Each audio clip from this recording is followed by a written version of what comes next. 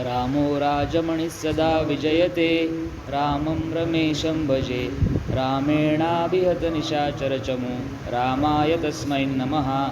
रामान्नास्ति परायणं परतरं रामस्य दासोऽस्म्यहं रामे चित्तलयस्य दा भवतु मे भो राम मामुद्धर। जय श्रीराम। यावर्षीच्या उत्सवाच्या निमित्तानं आपल्याला प्रवचन सेवा या ठिकाणी द्यायची आहे। या संदर्भामध्ये जेव्हा हर्डीकर काकांचा फोन आला, थोडासा विचार केला की यावर्षी कोणता विषय निवडावा। कारण मागच्या वर्षी आपण जेव्हा उत्सवाच्या निमित्ताने आपली भेट झाली होती त्यावेळेला विषय मांडलेला होता, त्याच्यानंतर त्याच्या पुढे काहीतरी जाऊन यावेळेला आपण थोडं मांडावं असं मनामध्ये इच्छा होती। आणि विचार करता करता कोणता विषय निवडावा अनेक विचार मनामध्ये येत होते, अनेक विषय मनामध्ये येत होते, परंतु जे मनापासून मांडावं असं वाटतं तशी त्या विषयाची निवड होता होईना। अखेर शेवटी सगळा करता करविता जो आहे तो प्रभू श्रीरामच आहे।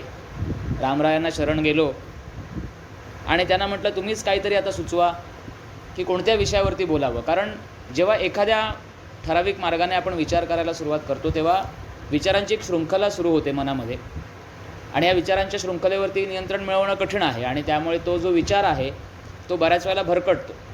आणि असं करता करता सहज एक बोधकथा आमच्या शाळेतल्या विद्यार्थ्यांनी परवा सांगितली की एक पंडित होते एका गावामध्ये, आणि प्रचंड त्यांचा अभ्यास होता ज्योतिषशास्त्राचा। आणि एके रात्री, पौर्णिमेच्या रात्री, ते रस्त्याने चालत जात होते, आणि जात असताना त्यांचं लक्ष जे होतं ते आकाशातल्या चंद्र ताऱ्यांकडे होतं, आणि समोरनं एक खेडूत येत होता। तर त्यांच्यामध्ये जो संवाद झाला तो अगदी छोटासा संवाद, परंतु त्यातनं खूप काही बोध घेण्यासारखा।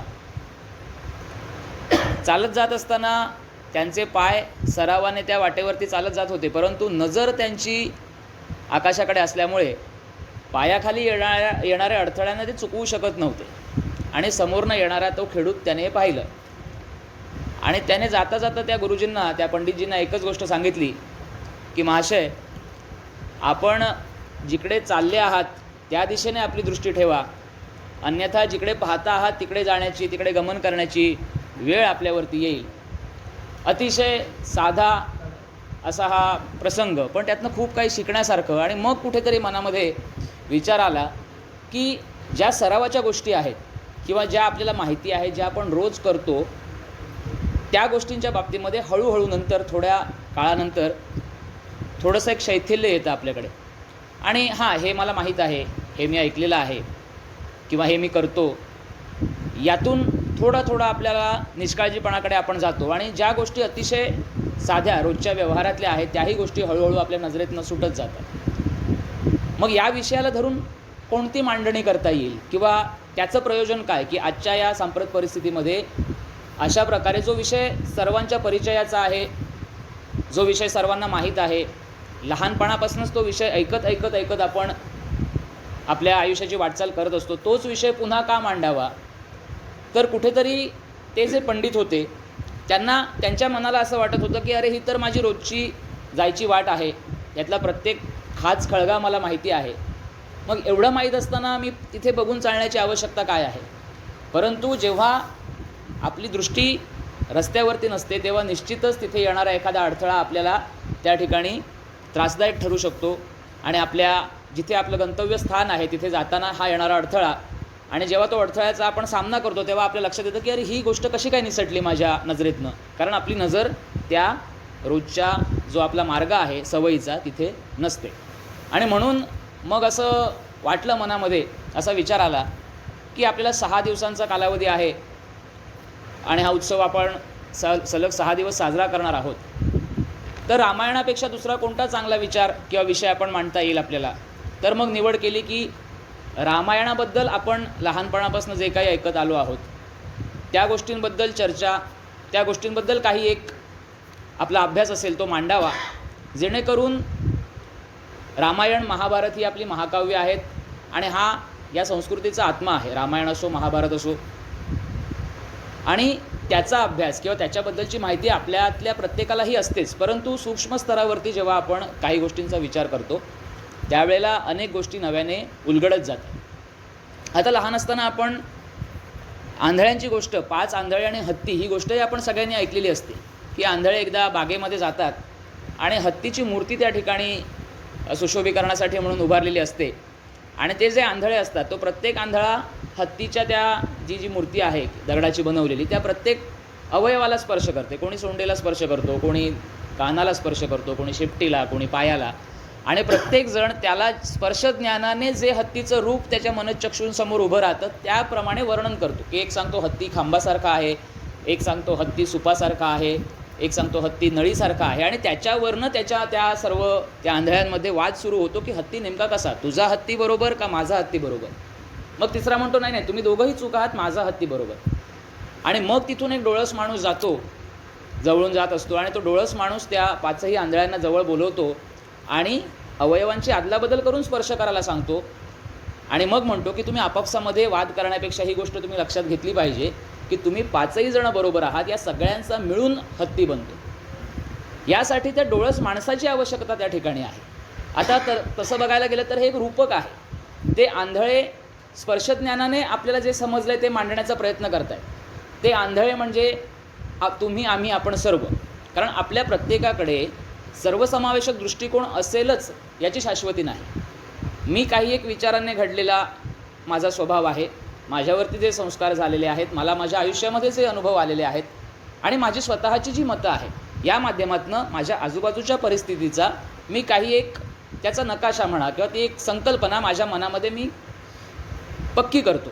आणि जेव्हा जेव्हा अशा प्रकारचे प्रसंग माझ्यासमोर येतील तेव्हा तेव्हा त्याच दृष्टिकोनातून मी त्या प्रसंगाकडे पाहण्याचा माझा प्रयत्न असतो. पण जेव्हा माझ्या विरुद्ध विचारशैलीचा किंवा माझ्यापेक्षा वेगळ्या दृष्टिकोनातून त्या विषयाची मांडणी करणारा एखादा माणूस किंवा एखादी व्यक्ती मला जेव्हा भेटते त्यावेळेला तिच्या विचारांमध्ये आणि माझ्या विचारांमध्ये थोडंसं वेगळेपणा जाणवतो. मग याचा अर्थ ती व्यक्ती चूक आहे किंवा मी बरोबर आहे असं नसतं, तर त्या घटनेचा मला समजलेला एक दृष्टिकोन असतो आणि त्या व्यक्तीला दिसलेला दृष्टिकोन हा वेगळा असतो. म्हणजेच ते जे आंधळे आपण त्या गोष्टीमध्ये पाहतो ते तुम्ही आम्हीच आहोत की आपण एखाद्या ठराविक घटनेकडे कोणत्या दृष्टिकोनातून बघतो. मग आता तो डोळस माणूस त्या कथेमधला जो आहे तो कोणाची त्या ठिकाणी कोणाचं प्रतिनिधित्व करतो, तर तो डोळस माणूस समाजामधल्या अशा प्रतिभावान व्यक्तींचं प्रतिनिधित्व करतो, अशा विचारी व्यक्तींचं, सुसंस्कृत व्यक्तींचं प्रतिनिधित्व करतो की ज्या व्यक्ती समाजामध्ये असणारे वाद, समाजामध्ये असणारे विभिन्न मतप्रवाह समजून घेऊन त्यांचं आकलन करून त्यातून सर्वंकष अशा पद्धतीचा, सर्वसमावेशक अशा पद्धतीचा जो काही एक त्याच्यावरचा निष्कर्ष आहे त्या निष्कर्षापर्यंत पोहोचू शकणारी अशी त्या व्यक्तींचं, त्या समाजातल्या त्या घटकांचं तो जो डोळस माणूस आहे तो प्रतिनिधित्व करत असतो. आणि म्हणून जरी रामायण आपण लहानपणापासून प्रभू रामचंद्रांच्या कथा ऐकत आलो असलो की रावणाने माता सीतेचं हरण केलं आणि तिला परत आणण्यासाठी प्रभू श्री रामचंद्रांनी युद्ध करून रावणाचा नाश करून त्याचा पराभव करून आपल्या पत्नीला सुखरूप परत आणलं, हा एक कथाभाग झाला. परंतु या कथाभागामध्ये जेव्हा जेव्हा नव्याने आपण पुन्हा पुन्हा रामायणाचा अभ्यास करतो, ती कथा ऐकतो, त्यावेळेला आपल्या लक्षात येतं की हा मुद्दा मागच्या वेळेला माझ्या लक्षात आला नव्हता. असे असंख्य आपल्या भारत देशामध्ये रामायण महाभारतसारख्या महाकाव्यांचे खूप अभ्यासक, गाढे अभ्यासक आपल्या देशांमध्ये होऊन गेलेत. आजही सांप्रत समय ते आहेत. जेव्हा जेव्हा आपण त्यांचे विचार ऐकतो, त्यांचं लेखन वाचतो, त्यावेळेला लक्षात येतं की ही महान मंडळीसुद्धा असं प्रतिपादन करायला कचरतात की मला रामायणामधल्या सगळ्या गोष्टींची योग्य यथासांग ज्ञान मला त्याचं झालं, किंवा महाभारतामध्ये काय सांगण्याचा लेखक प्रयत्न करतो आहे हे मला पूर्णत्वाने समजलेलं आहे. अशा प्रकारचं धाडसाचं विधान करण्याचं धाडस एवढे अभ्यासू व्यक्तिमत्वसुद्धा करत नाही. याचा अर्थ आपली जी काही समज आहे किंवा आपला जो काही अभ्यास आहे तो अजूनही विकसनशील अवस्थेमध्ये आहे. कदाचित याही पलीकडचं रामायण असू शकतं, याही पलीकडचं महाभारत असू शकतं, आणि ते समजून घेण्याच्या प्रवासामधला एक छोटासा टप्पा किंवा एक छोटंसं पाऊल म्हणजे आता आपण जे विषय विवेचन या ठिकाणी करणार आहोत त्याची एक छोटीशी सुरुवात असं आपण म्हणूया. याच्यामध्ये जे काही मुद्दे, जे काही विचार आपणाला पटतील, आपल्याला ते सार्थ वाटतील, ते सर्व त्याचं जे काही त्याचा करता करायचा असेल तो रामराया असेल, आणि जे काही न्यून असेल तो माझ्या अभ्यासातला न्यूनत्व ते मी माझ्याकडे घेतो आणि माझ्या विषय प्रतिपादनाला सुरुवात करतो. आता रामायणाचं पूर्ण कथा आपल्याला बऱ्यापैकी माहिती असते आपण, कारण ते रामायण हे बाळकडू आहे.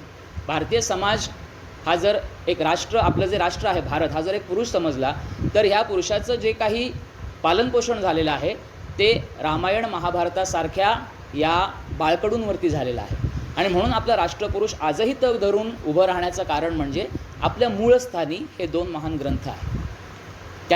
त्याच्यामध्ये सांगितलेलं तत्त्वज्ञान, त्याच्यामध्ये सांगितलेली नीतिमूल्य ही आपला पाया आहे. आणि त्या दृष्टीने भारताकडे जे काही तत्त्वज्ञान आहे, भारतीयांची जी काही संस्कृती आहे, त्याच्यामध्ये जग त्याच्याकडे का आकर्षित होतं, कारण त्याच्या मुळाशी महाभारत रामायणासारखे महान ग्रंथ आहेत जे आपल्या संपूर्ण आयुष्याला दिशा देत राहतात. आपल्या राष्ट्राला, आपल्या संस्कृतीला, आपल्या समाजाला सतत ते मार्गदर्शन करत असतात. आणि म्हणून भारताची संस्कृती ही सर्वसमावेशक आहे. गेल्या अनेक वर्षांपासून या भारतीय संस्कृतीवरती विविध मार्गांनी, परकीय असतील किंवा देशांतर्गत असतील, आक्रमणं झाली. भारतीयांचा जो एकोपा आहे, भारतीयांचं जे मूळ आहे, त्या मुळावरती घाव घालून कशा पद्धतीने भारतीय समाजाचा, भारतीय संस्कृतीचा विध्वंस करता येईल आणि आपली संस्कृती त्या ठिकाणी आणता येईल, यासाठी गेले हजारो वर्ष हा प्रयत्न सुरू आहे. पण तरीसुद्धा जसं एक प्रचंड मोठं वडाचं झाड तोडण्यासाठी एकच कुऱ्हाड वापरून जर कोणी ते झाड तोडण्याचा प्रयत्न केला तर त्याची एक शाखा तुटेपर्यंत तिकडे अजून 10 शाखा, अजून 10 पारंब्या त्या वडाला निर्माण होतात. तशा पद्धतीने आपला हा देशरूपी वटवृक्ष वाढतोच आहे. मग त्याच्या मुळाशी असलेलं हे जे रामायण आणि महाभारत यासारखे जे महान ग्रंथ आहेत त्याचा नित्य नेमानं आपण अभ्यास केला पाहिजे, त्याचा नित्य नेमानं आपण प्रचार केला पाहिजे. हा फक्त हिंदू धर्मियांसाठीचा पवित्र ग्रंथ इतकीच त्याची संकुचित आपण व्याख्या न करता ती एक जीवन पद्धती आहे.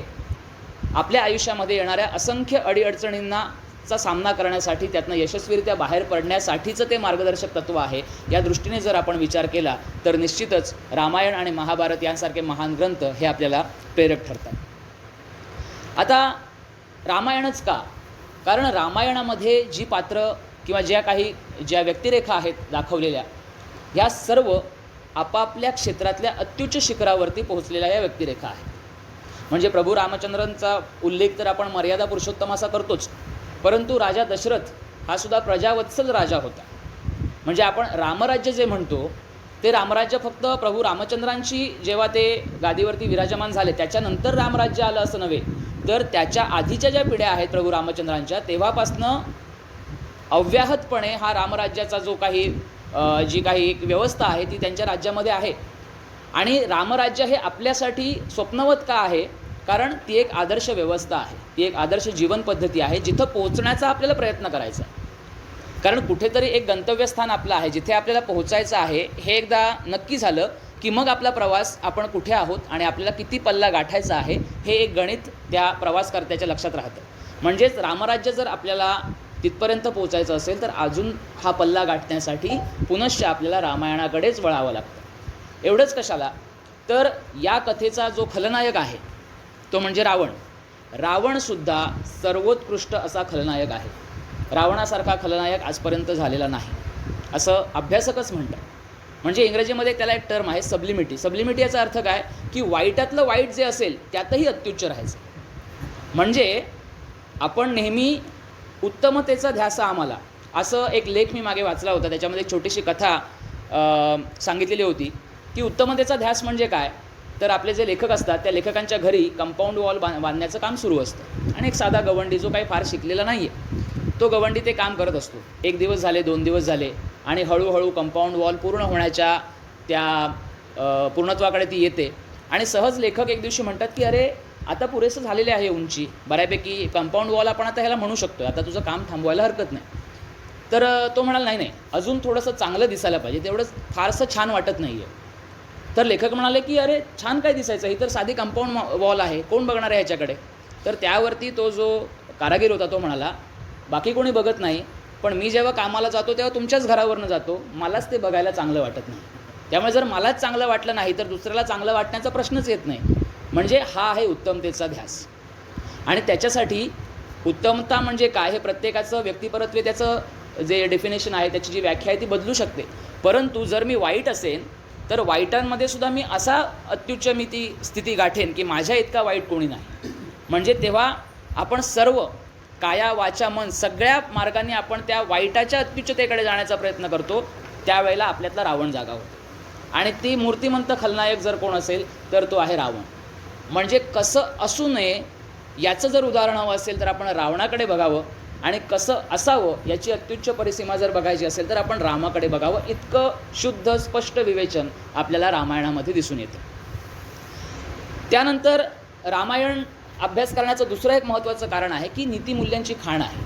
की आपण नीतिमूल्य म्हणजे काय तर जीवन जगण्यासाठी जे जे आवश्यक आहे त्याच्यामध्ये कुठेही गालबोट न लागता यशस्वी पद्धतीने जीवनाचं मार्गक्रमण करण्यासाठी जे जे नियम जे जे आचार आपल्याला पाळावे लागतात त्याला नीतिमूल्य असं म्हणतात. आणि तर हिंदू धर्मीयांनी तर खरं तर त्यांच्यासाठी अभिमानाची गोष्ट आहे की आम्हाला नीतिमूल्य वेगळी शिकावी लागत नाही. आम्ही जेव्हा रामायणामधली एखादी छोटीशी कथा अभ्यासतो त्यावेळेला आम्हाला नीतिमूल्य म्हणजे काय समजतात. आम्हाला रामाच्या ठायी असलेला नम्रपणा, रामाच्या ठायी असलेलं स्त्रीदाक्षिण्य, रामाच्या ठायी असलेली वीरता, रामाच्या ठायी असलेलं एकपत्नीचं त्याचं जे व्रत आहे एकपत्नीत्व, या सगळ्या गोष्टींची आम्हाला वेगळी उदाहरणं शोधण्याची आवश्यकता नसते. कारण लहानपणापासूनच आम्ही राम लक्ष्मणाच्या गोष्टी ऐकत लहानाचे मोठे झालेलो असतो. त्यामुळे रामायण ही नीतिमूल्याची खाण आहे आणि त्याच्यासाठी रामायणाचा नित्यनेमाने अभ्यास पुन्हा पुन्हा अभ्यास करणं आवश्यक. कारण अभ्यास या शब्दाचा अर्थच हा आहे की एखादी गोष्ट पुन्हा पुन्हा पुन्हा करत राहणे.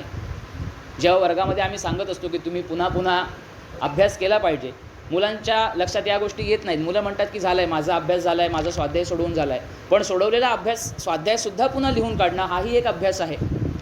तर म्हणून रामायण आणि महाभारतसारख्या गोष्टींची किंवा त्या ग्रंथांची पुन्हा पुन्हा आपण त्याची पारायणं झाली पाहिजेत, त्याच्याबद्दलचं विवेचन विचार आपण ऐकले पाहिजेत आणि निश्चितच त्यातनं प्रत्येक वेळेला नवीन काहीतरी पैलू आपल्याला सापडेल याविषयी आपण निश्चित खात्री बाळगू शकतो. आता बऱ्याच वेळेला असं म्हटलं जातं की महाभारत हा जो ग्रंथ आहे तो घरामध्ये ठेवू नये. तर मध्यंतरी एकदा आपले जे व्याख्याते आहेत सच्चिदानंद शेवडे, त्यांचं नाव तुम्ही ऐकलं असेल, बऱ्याच जणांनी त्यांचं व्याख्यान ऐकलंही असेल. त्यांच्या व्याख्यानामध्ये त्यांनी असं म्हटलं होतं की महाभारत आपल्या घरामध्ये हा ग्रंथ का ठेवू नये. तर असं म्हटलं जातं की महाभारत घरात ठेवल्यामुळे घरात महाभारत घडतं. मग ते तर महाभारत हा ग्रंथ नसतानासुद्धा महाभारत घडतं. खरं तर आपलं सगळ्यांचं आयुष्य हे एक महाभारतच आहे. कारण आपल्या प्रत्येकाला आपल्या आयुष्यामध्ये येणारे प्रसंग अडचणी ठाऊक आहेत आणि आपल्याला सगळ्यांना असं वाटतं की माझ्या आयुष्यात आलेली अडचण हीच जगातली सगळ्यात मोठी अडचण आहे आणि आपलं आयुष्य हे महाभारतातलं संगरच आहे. मग निदान महाभारत जर आपण घरामध्ये ठेवलं तर आपली पुढची पिढी त्याचं वाचन तरी करतील आणि भलेही त्याच्यामुळे महाभारत घडेलही आपल्या घरामध्ये, पण एक तर नक्की आपल्याला कळेल की चला माझ्या घरामध्ये जे महाभारत घडलं ते महाभारत या ग्रंथामुळे घडलं, याची तर आपल्याला प्रचिती येईल. पण आपण काय करत असतो, त्यांचं म्हणणं असं पडलं की आपण भारतीय समाज किंवा आपलं भारतीय समाज मन जे आहे ते एखादी गोष्ट न करण्यासाठी विविध कारणं शोधत असतं. त्यातलं एक कारण म्हणजे महाभारताची प्रत घरामध्ये ठेवू नये ज्यातून महाभारत घडतं. आता महाभारताचा अभ्यास करत असताना बऱ्याच वेळेला या गोष्टी जाणवतात की महाभारतामध्ये ज्या छोट्या छोट्या कथा आहेत त्यांच्यामध्ये कधीकधी विसंगती आढळते. कधीकधी दोन गोष्टींमध्ये त्यातले जे तपशील असतात ते वेगवेगळे असतात. का? कारण भारतीयांना माहिती आहे की रामानंद सागर यांनी जे रामायण दूरदर्शनवरती प्रसारित केलं होतं त्या रामायणाला आधारभूत आजची पिढी मानते. कारण का? ते दृकश्राव्य माध्यमातून मांडलेलं होतं. म्हणजे दूरदर्शनचा शिरकाव भारतामध्ये होण्याच्या पूर्वीपर्यंत भारतीयांना रामायण माहिती होतं. पण कसं माहिती होतं? बुवांच्या तोंडून ऐकलेलं रामायण माहिती होतं, आपल्या आजी आजोबांच्या तोंडून ऐकलेलं रामायण माहिती होतं. पण रामानंद सागरांनी हेच रामायण दृश्य स्वरूपामध्ये, ज्याला रेडीमेड आपण म्हणतो, आपल्यासमोर मांडलं. त्यामुळे राम हा शब्द आमच्या पिढीची जी मंडळी आहे त्यांना राम म्हटलं की राम कसा असतो तर तो अरुण गोविलांसारखा असतो. हे फिक्स डोक्यामध्ये फिक्स आहे की राम तसाच दिसतो, लक्ष्मण तसाच दिसतो, सीता माता ही दीपिका चिखलिया यांच्यासारखीच दिसते. दुसरी सीता आमच्या डोक्यामध्ये येऊच शकत नाही. कारण लहानपणापासून, कारण माणसाचा मेंदू हा दृश्य माहिती जी समोर आपल्या येते ती अधिक चांगल्या प्रकारे त्याचं प्रोसेस करून आपल्या स्मृतीमध्ये त्याचं, ज्याला आपण सेव्ह करतो म्हणतो, ती गोष्ट आहे. दृश्य स्वरूपातल्या गोष्टी आपल्याला पटकन कळतात. आणि म्हणून रामानंद सागरांचं रामायण हे भारतीयांसाठी एक असं माइलस्टोन तो ठरला की ज्याच्यामुळे रामायणाबद्दलची एक कन्सेप्ट, एक संकल्पना भारतीयांच्या मनामध्ये ठाम राहिली.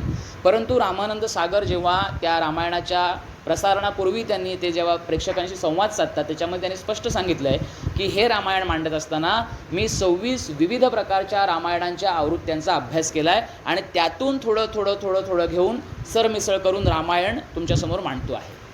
त्यामुळे एकच एक रामायण आहे आणि तेच ठाम आहे, याच्यावरती आपण कुठल्याही प्रकारचं एकवाक्यता आपल्याला आढळत नाही. त्याचं कारण हे आहे की रामायणांच्या विविध आवृत्त्या आपल्याला आपल्या भारतामध्ये आणि भारताच्या बाहेरसुद्धा उपलब्ध आहेत. आता मग असं जर असेल तर कुठलं रामायण हे प्रमाण मानावं असा एक प्रकारचा विचार प्रवाह आपल्या देशामध्ये आढळतो. तर मुळामध्ये रामायण म्हटलं की वाल्मिकी ही जोडी वेगवेगळी होऊच शकत नाही. जिथं जिथं रामायणाचा उल्लेख होईल तिथं तिथं वाल्मिकींचं नाव येणारच आहे. आणि म्हणून वाल्मिकींनी लिहिलेलं रामायण जर प्रमाण मानलं तर त्यामुळे काय होईल की रामायणाच्या माध्यमातून किंवा रामायण या कथा भागाला धरून हिंदू संस्कृतीवरती, रामायणातल्या तत्त्वज्ञानावरती किंवा नीतिमत्तेवरती किंवा नीतिमूल्यांवरती जेव्हा कठोरपणे प्रश्न उपस्थित केले जातात तेव्हा जर आपण सर्वांनी वाल्मिकी रामायणाचा अभ्यास जर आपला पक्का असेल तर निश्चित आपल्या त्याच्यावरती उचललेल्या प्रत्येक प्रश्नाला आपल्याकडे योग्य पद्धतीचं उत्तर आपण त्यांना देऊ शकतो. शेवटी भारतीय संस्कृती ही सर्वसमावेशक आहे. भारतीय संस्कृतीला कुठल्याही गोष्टीचं वावडं नाही. भारतीय संस्कृती ही प्रत्येक दृष्टिकोनाला सामावून घेण्यासाठी नेहमी आग्रही असते आणि म्हणून वाल्मिकी म्हणतील तेच एकमेव रामायण आणि बाकी कुठलंही रामायण अग्राह्य असं मुळीच नाही आहे. परंतु जेव्हा वादाचे प्रसंग उद्भवतात किंवा जेव्हा काही अडचणीचे प्रसंग उद्भवतात तेव्हा मूळ आपण यावं वाल्मिकी रामायणाकडे असं अभ्यासक सांगतात. आता त्यांनी मांडलेलं हे अधिकृत का आहे तर वाल्मिकी हे रामांना समकालीन होते आणि म्हणून त्यांनी जो इतिहास मांडला तो अधिक जवळ जाणारा आहे, सत्याच्या जवळ जाणारा आहे, जेणेकरून आपल्याला जर काही शंका उद्भवली, जर काही वादाचा मुद्दा उपस्थित राहिला तर वाल्मिकी रामायणाला का संदर्भ म्हणून ग्राह्य धरायचं तर समकालीन इतिहास हा अत्यंत, कारण इतिहासाचा अभ्यास करत असताना समकालीन पुराव्यांना जास्त महत्त्व असतं. सांगोवांगीच्या गोष्टीला इतिहासामध्ये स्थान नाही. समकालीन जे काही पुरावे आहेत ते काय सांगतात, समकालीन लिखाण जे आहे ते काय सांगतं याचाच ग्राह्य पुरावा म्हणून उल्लेख केला जातो. आता जर भारताचा जर विचार केला, कारण भारत हा खंडप्राय देश आहे, अनेक राज्य अनेक संस्कृती एकाच पद्धतीने आपण भारतामध्ये नांदत असतो आणि त्यामुळे भारतामध्ये विविध भाषा बोलणारी आणि विविध संस्कृतींना मानणारी लोकं एकत्र राहत असतात. तर साधारणपणे उत्तर भारतामध्ये रामचरितमानस त्याचा प्रसार आणि प्रचार जास्त झालेला आहे. त्यामुळे रामचरितमानसामध्ये ज्या गोष्टी सांगितलेल्या आहेत तुलसीदासांनी त्याला प्रमाण मानलं जातं. परंतु जर आपण तुलसीदासांच्या जर कालखंडाचा विचार केला तर तो साधारण एक 4 ते 4.5 शतकांच्या वर्षांपूर्वी तुलसीदास होऊन गेले आणि तुलसीदास जेव्हा रामचरितमानस लिहितात तेव्हा त्याच्यामध्ये वस्तुनिष्ठतेपेक्षा रामाप्रती असलेली त्यांची प्रचंड भक्ती, रामाप्रती असलेलं प्रचंड प्रेम हे त्यांच्या लेखनामध्ये आपल्याला दिसून येतं. आणि त्यामुळे काही वेळेला असं असू शकतं की रामचरितमानसमध्ये काही उल्लेख कदाचित हे तथ्याला धरून नसूही शकतात. का? कारण तिथं भक्त आणि परमेश्वर यांच्यामध्ये जे नातं असतं त्या नात्यातनं निर्माण झालेलं असं ते लिखाण आहे आणि म्हणून त्याच्यामध्ये कदाचित थोडंसं फारकत, त्याच्यामध्ये थोडासा वेगळेपणा कदाचित असू शकतो. पण म्हणून आपण वाल्मिकी रामायणालाच नेहमी प्रमाण म्हणून धरणं अतिशय आवश्यक आहे. त्यानंतर आता हे वेगळी 26 प्रकारची रामायणं रामानंद सागरांनी त्याचा अभ्यास केला.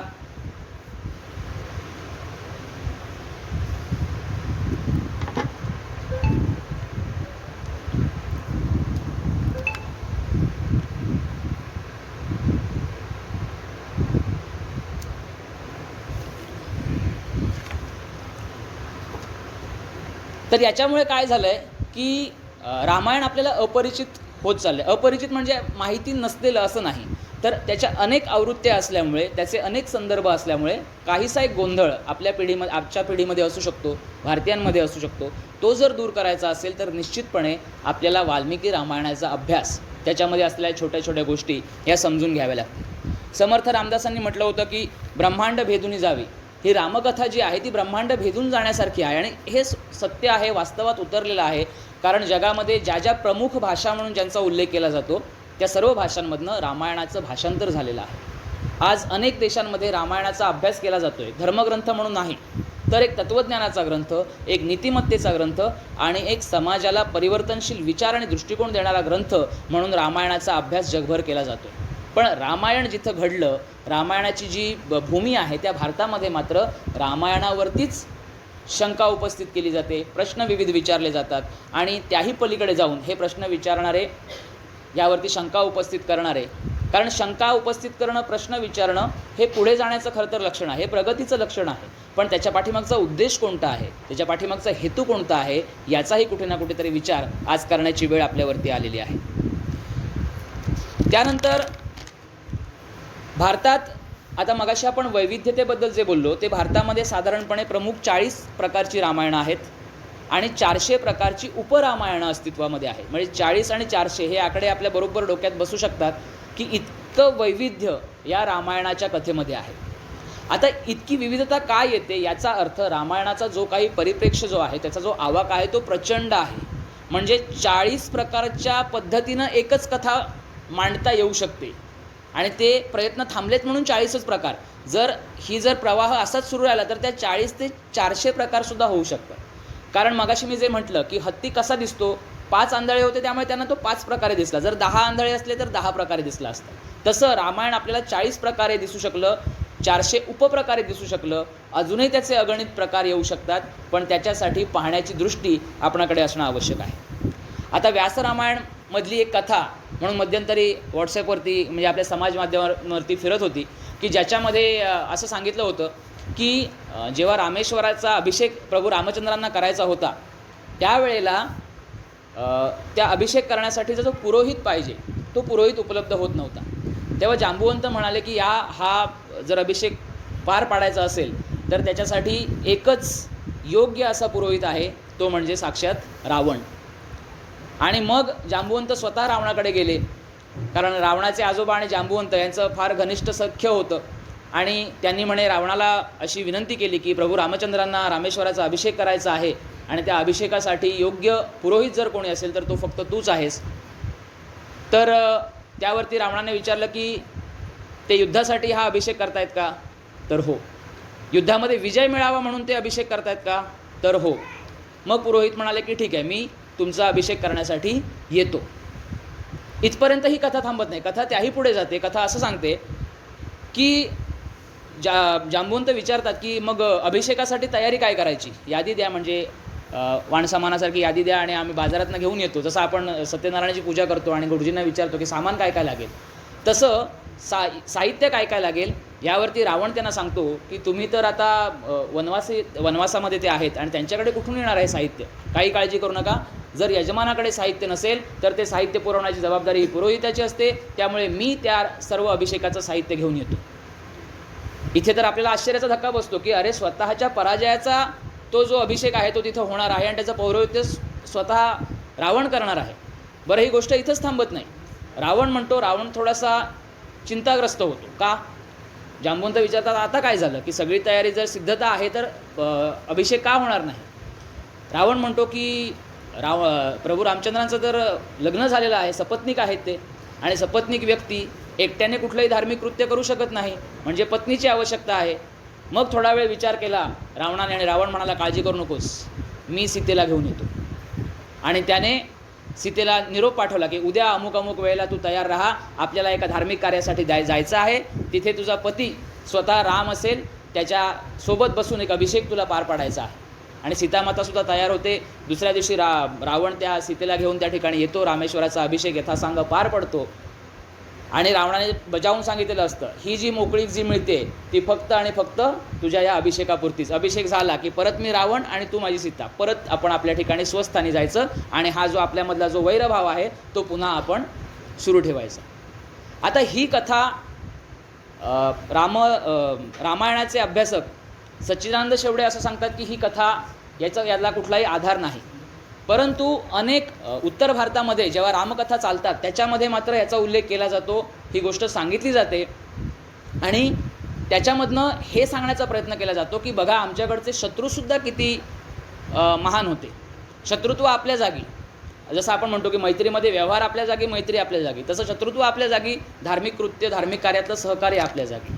म्हणजे असे असंख्य अशा गोष्टी आहेत की ज्याच्यामध्ये थोडंसं विसंगती आढळते.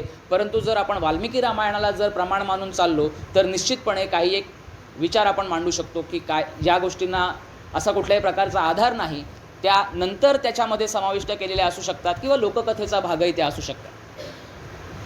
त्यानंतर कवी मोरोपंतांविषयी जर बोलायचं झालं तर त्यांनी 108 प्रकारची रामायणं लिहिली स्वतः.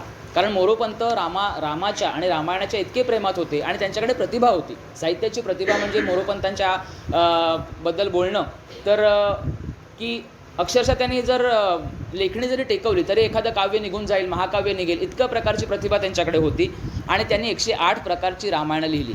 आता ही जी मी जसं म्हणतो की एखाद्या झाडाला, एखाद्या मोठ्या वृक्षाला कितीही फांद्या असल्या तरी मुख्य खोड एकच असतं, तसं मुख्य रामायण एक आहे आणि ह्या सगळ्या त्याच्या शाखा आहेत. कारण जर आपण कसं असतं की एखाद्या गोष्टीच्या आपण जेव्हा प्रेमात पडतो, आपण जेव्हा प्रभावित होतो एखाद्या गोष्टीने, तेव्हा आपण त्याच गोष्टीचा विचार करायला लागतो आणि नवीन नवीन गोष्टी त्याच्यामध्ये सुचत जातात. तसंच मोरोपंतांच्याही बाबतीमध्ये झालं, तसंच तुलसीदासांच्याही बाबतीमध्ये झालं. पण त्याच्यामध्ये वस्तुनिष्ठतेपेक्षा भावना जास्ती महत्त्वाची होती, रामाप्रती असणारी भक्ती जास्त महत्त्वाची होती आणि भक्तीने ओतप्रोत झालेले शब्द त्या 108 प्रकारच्या रामायणामध्ये आपल्याला पाहायला मिळतं. त्याच्यासोबतच निरौष्ठ्य रामायण म्हणून एक रामायण आहे. आता निरौष्ठ्य म्हणजे काय तर त्याच्यामध्ये प, फ, ब, भ, म हे जे ओठांना एकत्र करून जे अक्षरं ही जी उच्चारली जातात त्या अक्षरांचा वापर त्या ठिकाणी करायचा नाही. मग मोठा प्रश्न आपल्याला निर्माण होतो की राम या नावातच म आहे, मग निरौष्ठ्य कसं? मग रामाला प्रतिशब्द योजायचा कोणता?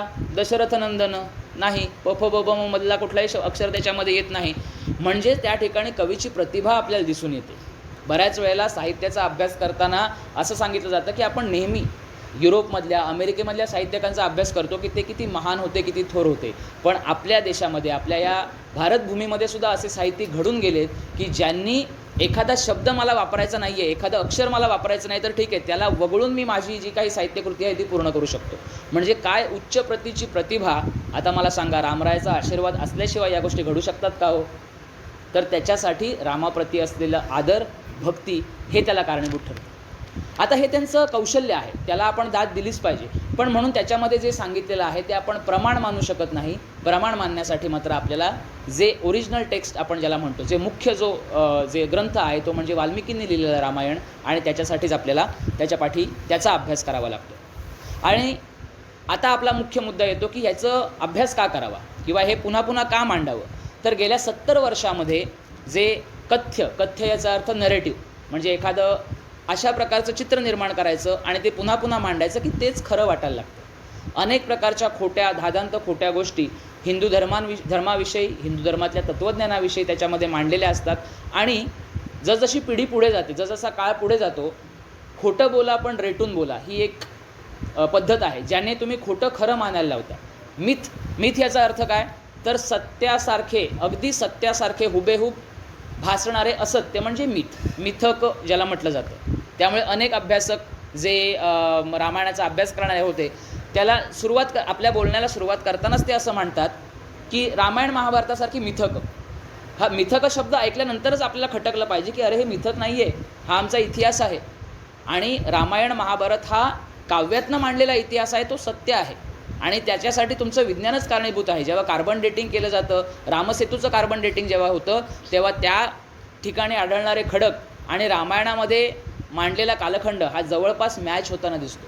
म्हणजे तुमचं विज्ञानच हे सिद्ध करतं की रामायण हे मिथक नसून रामायणातल्या गोष्टी खऱ्याखुऱ्या आपल्या देशामध्ये, या भूमीमध्ये घडलेल्या आहेत. आणि आता हे जे मिथ मी म्हटलं किंवा नरेटिव्ज मी म्हटलं, कथ्य जे म्हटलं, खोट्या गोष्टी सांगणं हे जे मी म्हटलं, हे कुठून येतं तर आता उदाहरणार्थ जी हिंदू धर्माच्या विरोधामध्ये किंवा रामायण महाभारतातल्या तत्त्वज्ञानाच्या विरोधामध्ये बोलणाऱ्या ज्या शक्ती आहेत त्यांना रामायण मान्य नसतं.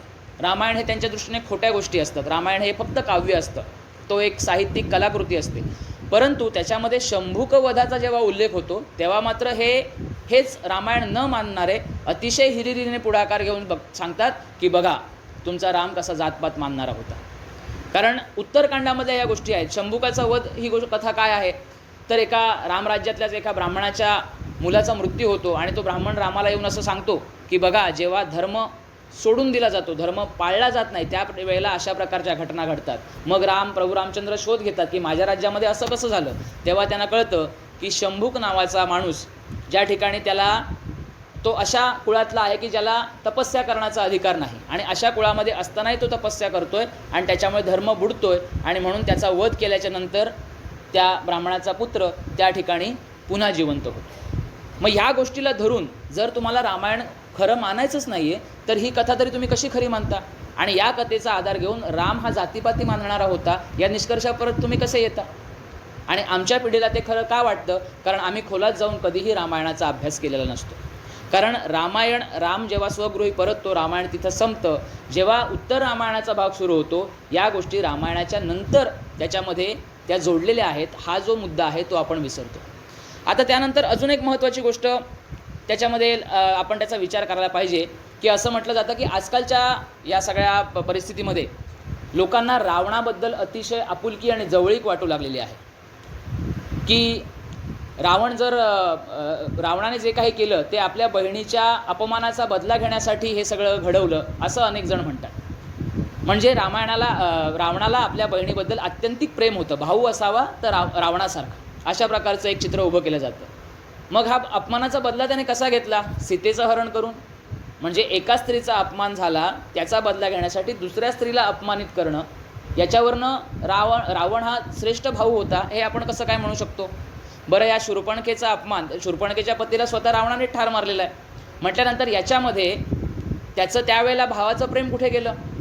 मग या सगळ्या गोष्टी का मांडायच्या असतात की तुमचा जो मूळ आधार आहे तो हलवायचा आहे. ही गोष्ट आपण पहिले लक्षात घेतली पाहिजे की जे मी आजपर्यंत मानून चाललो आहे की अरे हां, रावण हा माझ्या दृष्टीने दुष्टच आहे लहानपणापासून, पण जेव्हा असं काही माझ्या वाचनामध्ये येतं तेव्हा भातामध्ये खडा जसा आपल्या दातामध्ये अडकतो चावताना, तेव्हा जसं आपल्याला एकदम अडखळल्यासारखं होतं तसं हे होतं. आणि मग मी उलटा विचार करायला लागतो की अरे, लहानपणापासून मला रामायण जे सांगितलं जाते त्याच्यात काहीतरी गडबड आहे की काय? लहानपणापासून मला प्रभू श्री रामचंद्र आदर्श सांगितले जातात, हे खरोखरच आदर्श होते की नव्हते? कारण जर सीतेला आपल्या पावित्र्याची जर तिथे परीक्षा द्यावी लागत असेल तर मग प्रभू रामचंद्रांचं सीतेवरती प्रेम होतं हे कशावरनं? रावण प्रभू रामचंद्रांनी सीतेला परत आणल्याच्या नंतर तिच्या पावित्र्याची परीक्षा घेण्यासाठी तिला अग्निपरीक्षा द्यायला लावत आहेत, पण रावण मात्र या ठिकाणी खलनायक असूनसुद्धा सीतेला स्पर्शसुद्धा करत नाही आहे. मग रावण श्रेष्ठ का रामचंद्र श्रेष्ठ?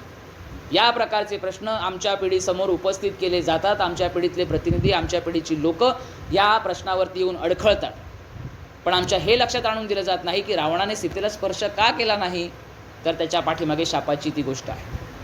प्रभू रामचंद्राने सीतेला अग्निपरीक्षा का द्यावी लागली? कारण त्या ठिकाणी प्रभू रामचंद्र हा सीतेचा पती ह्या भूमिकेमध्ये नाही आहेत, तर ते राजा म्हणून त्या ठिकाणी बसलेले आहेत. आणि त्या ठिकाणी राजाची काही कर्तव्य असतात, तिथे तुम्हाला भावनेला स्थान देऊन चालत नाही. उलट ते आदर्श वस्तुपाठ तुमच्यासमोर घालून देत आहेत की ज्या ठिकाणी तुम्हाला भावना आणि कर्तव्य असा द्वंद्व निर्माण होईल, त्यावेळेला भावनेला तिलांजली देऊन तुम्ही कर्तव्याला प्रथम त्याला तुम्ही प्राथमिकता दिली पाहिजे. हा प्रभू रामचंद्रांचा संदेश ते आपल्याला आपल्या कृतीतनं देत आहे. आधी केले मग सांगितले, इतके आमचे प्रभू रामचंद्र थोर आहे. मग हे सगळं आपण कधी मांडू शकतो? हे सगळं आपण कधी याचा विचार करू शकतो? जेव्हा आपण प्रत्यक्ष वाल्मिकी रामायणाला प्रमाण मानून जेव्हा अभ्यासाची दिशा आपण नक्की करतो, त्यावेळेला निश्चितच आपल्याला या सगळ्या शंका कुशंकांवरती समाधानकारक उत्तरं मिळत राहतात. त्यानंतर आता रामायणाचं पुढचा जो भाग आहे तो आपण उद्याच्या भागामध्ये बघणार आहोत. परंतु मुळामध्ये रामायणाची जी सुरुवात आहे किंवा रामायण हे कसं निर्माण झालं याचीही गोष्ट आपल्याला माहिती असायला पाहिजे. सर्वप्रथम आपल्याला वाल्मिकी ऋषी माहिती असायला पाहिजे. वाल्याचा वाल्मिकी होणे ही तर म्हणच आहे आपल्याकडे, की हा जो वाल्या कोळी होता तो येणाऱ्या जाणाऱ्या वाटसरूंना अडवत असे, त्यांना लुटत असे, ठार मारत असे. जेव्हा नारद मुनी त्याच्यासमोर आले तेव्हा त्यांनाही पकडण्याचा त्याने प्रयत्न केला. तेव्हा नारदांनी विचारलं की तू हे का करतोस? तर म्हणे पोटा पाण्यासाठी करतो, माझा याच्यावरती चरितार्थ चालतो. नारद मुनी म्हणाले की ठीक आहे, तुझा चरितार्थ जर चालत असेल, तू जे मिळवतोस त्यातनं जर कुटुंब तुझं गुजराण होत असेल तर जाऊन आपल्या कुटुंबियांना विचार की या कृतीमधनं जे पाप मला मिळतं आहे त्याचा फायदा तुम्ही उचलत आहात, तर त्या पापाचे वाटेकरी तुम्ही होणार आहात का? मग वाल्या कोळी घरी जातो, आपल्या कुटुंबियांना विचारतो की बघा, तुमच्यासाठी मी हे पाप करतो, मग या पापातनं तुम्हाला फायदा होतो आहे, पण जेव्हा हे पाप माझ्या बोकंडी बसेल त्याचे वाटेकरी तुम्ही होणार का हो? तर घरचे सांगतात की नाही, आम्ही तुझ्या पापाचे वाटेकरी होणार नाही, कारण पापाचं वाटेकरी व्हायला कोणालाही आवडत नाही. मग त्याला आपली चूक कळते की आपण जे करतोय ते पूर्णपणे चुकीचं आहे. आणि मग याच्यावरती आता उपाय काय? तेव्हा नारद मुनीच त्याला उपाय सांगतात की तू प्रभू रामचंद्रांचं स्मरण कर, तुझी सगळी पापं नाहीशी होती. आणि रामनामाची गोडी वाल्या कोळीला इतकी लागते की तो रामनामामध्ये दंग होऊन जातो, इतका दंग होऊन जातो की अनेक मोठा कालखंड जाऊन अक्षरशः जिथे तो त्या तपस्येला म्हणा किंवा त्या रामनामाच्या नामस्मरणाला बसलेला आहे त्या वाल्या कोळीच्या आजूबाजूला मुंग्यांचं वारूळ तयार होतं. आणि बराच काळ गेल्याच्या नंतर नारद मुनी त्याच वाटेने जात असताना वारुळाच्या त्या मुंग्यांच्या वारुळातनं रामनाम कसं ऐकायला येतंय याने आश्चर्यचकित होतात. आणि त्यांच्या लक्षात येतं की वाल्या कोळीला आपण अशा प्रकारचा एक उपाय सांगितला होता. आणि मग त्याला ते त्यातनं मुक्त करतात आणि सांगतात की आजपासून तू वाल्मिकी म्हणून ओळखला जाशील. तुझी गतजीवनातली सगळी पापं आता धुळीला मिळाली, नष्ट झाली. पुन्हा एकदा नव्याने आयुष्याला सुरुवात कर.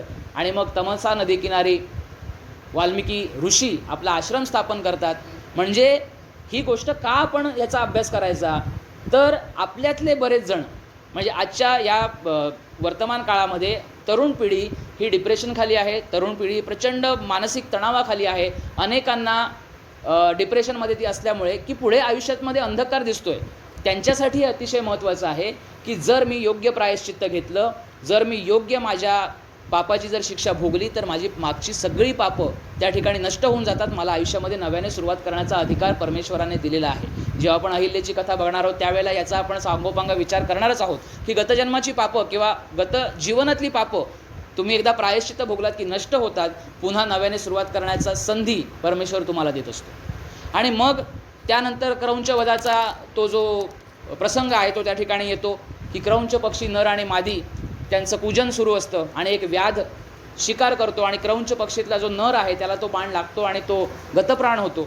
आणि त्याची जी मादी आहे त्या क्रौंच पक्षाच्या देहाभोवती गोल फिरते. आणि हे पाहून वाल्मिकी ऋषींना प्रचंड संताप येतो. आणि त्या संतापाच्या भरामध्ये मा निषाद प्रतिष्ठायाम त्वम गमहा शाश्वती समाहा यत क्रौंच मिथुन देकिमवधी काममोहितम. म्हणजे काममोहित झालेल्या त्या क्रौंच युगलातल्या नराला मारून तू जे पाप केलेलं आहेस त्या पापामुळे तू या पृथ्वीतलावर फार काळ टिकशील असं वाटत नाही, अशा प्रकारचा ते शाप देतात. आता मंडळी, शाप म्हणजे काय? शापवाणी म्हणजे काय?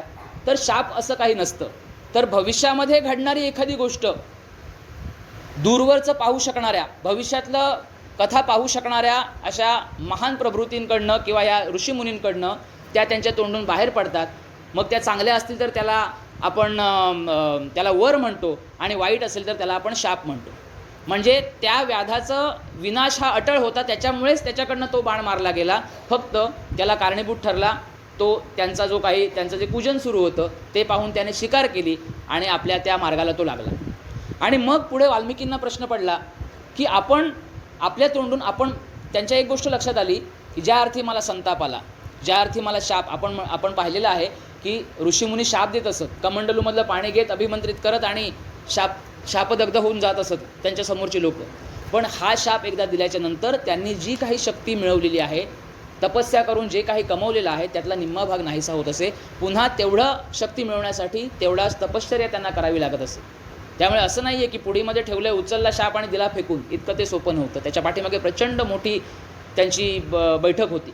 मग विचार करता करता त्यांच्या लक्षात आलं की आपण अजूनही क्रोधावरती आपल्याला पूर्णपणे नियंत्रण मिळवता आलेलं नाही आहे. आणि मग नारदांशी चर्चा करत असताना त्यांनी हा मुद्दा मांडला की मला एवढा क्रोध कसा काय झाला. नारद म्हणाले, चिंता करू नकोस, तू जे करतो आहेस त्याच्यासाठी तुझ्या हातातनं पुढे जी गोष्ट घडणार आहे त्यासाठी तुला तुझ्या तोंडून मुखातनं हा शाप बाहेर पडला. त्यावेळी ते विचारतात की यातनं बाहेर कसं पडायचं.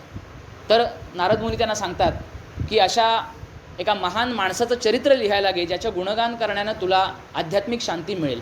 तुला जे वाटतं की आपण अजून आपल्या रागावरती नियंत्रण मिळवलेलं नाही आहे त्यातनं तू बाहेर पडशील. मग कोण आहे असा माणूस? आहे सांप्रत समयी आहे प्रभू श्री रामचंद्र. तर प्रभू श्री रामचंद्रांचं नाव ऐकल्याच्या नंतर वाल्मिकी ऋषींना वाटतं की यांचंच आपण गुणगान केलं पाहिजे. आणि ज्या वेळेला राम गुणवान आहे, किती गुणवान आहे हे सांगण्यासाठी साधारणपणे याचं वर्णन करताना बालकांडामध्ये पहिल्या सर्गात श्लोक 8 ते 20 असे 12 श्लोक वाल्मिकी रामाचं गुणगान करण्यासाठी वापरतात. 12 श्लोक. आणि त्याच्यामध्ये किती गुण सांगितले असतील रामाचे. तर रामाचे 70 गुण सांगितलेले आहेत.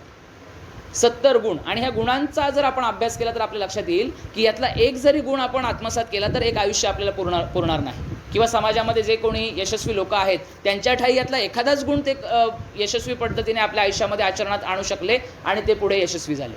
म्हणजे विचार करा, 70 गुण रामासारखं जर आपल्याला व्हायचं असेल तर त्यासाठी आपल्याला 70 जन्म घ्यावे लागतील. मग या पद्धतीनं नारदांशी चर्चा केल्याच्या नंतर स्वतः ब्रह्मदेवांनी वाल्मिकींना असा वर दिला की तुझ्याकडनं तू जो शाप ज्या छंदामध्ये दिलेला आहेस, अनुष्टुप छंद, त्या अनुष्टुप छंदामध्येच तुझी रचना होईल. मी तुला असा वरदान देतो की तुमच्याकडून जी काही रचना होणार आहे, जोवर आकाशामध्ये चंद्रतारे आहेत, जोवर पृथ्वीवरती समुद्र आणि डोंगर आहेत, तोपर्यंत तू लिहिलेल्या प्रभू रामचंद्रांच्या या काव्याची सतत पारायणं होत राहतील. म्हणजेच यावत चंद्र दिवा करू आपण ज्याला म्हणतो, आकाशामध्ये चंद्र सूर्य असेपर्यंत रामायण राहील. रामायण लोकांना प्रेरित करत राहील, त्यांच्या जीवनामध्ये त्यांना मार्ग दर्शवित राहील.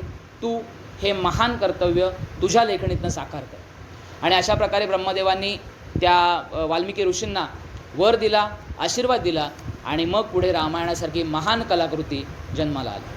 मग रामायणामध्ये कोणकोणत्या गोष्टी घडतात, त्यांचं महत्त्व काय आहे, याविषयीची जी चर्चा आहे, याविषयीचं जे काही विवरण आहे ते आपण उद्याच्या भागामध्ये आपण पाहू.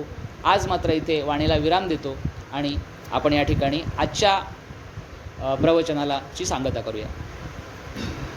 उपासनेला दृढ चालवावे, भूदेव संतांसी सदा भजावे, सत्कर्मयोगे वय घालवावे, सर्वामुखी मंगल बोलवावे.